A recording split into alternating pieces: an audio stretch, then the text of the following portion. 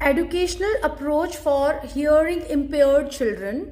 This is the question number 10, section C of psychology MPC 002 paper number 2 का question.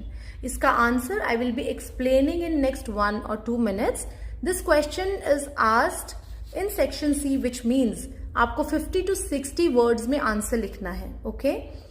Answer is written in the description. You can just click and write it, copy it और understand it. और आपको लगता है कि मुझे सच में सिर्फ 60 वर्ड्स में लिखना है तो कुछ पॉइंट्स को आप कट कर सकते हैं. Another thing, please share the videos with the other students because my purpose of making these videos is to help everyone who are pursuing the psychology and is facing the difficulty in writing the assignments.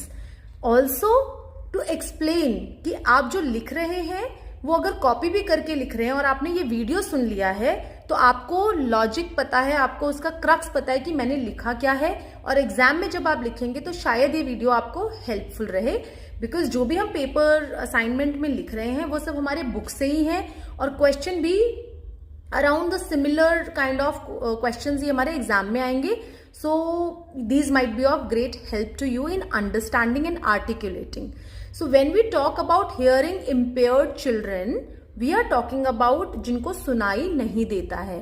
So basically जब भी आप answer लिखना शुरू करते हैं तो आप ये लिखिए कि आपको इस क्वेश्चन से समझ क्या आया.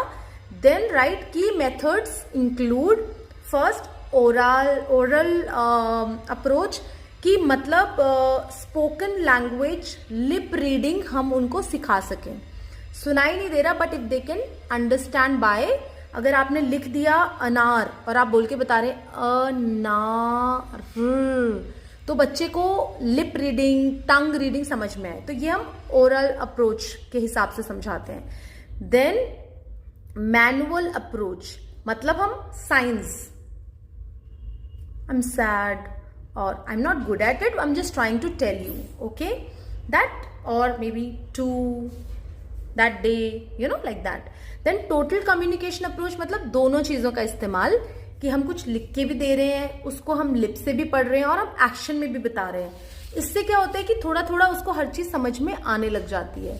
Then there are many other approaches also, जिसमें से एक है टेक्नोलॉजिकल सपोर्ट इन एजुकेशन.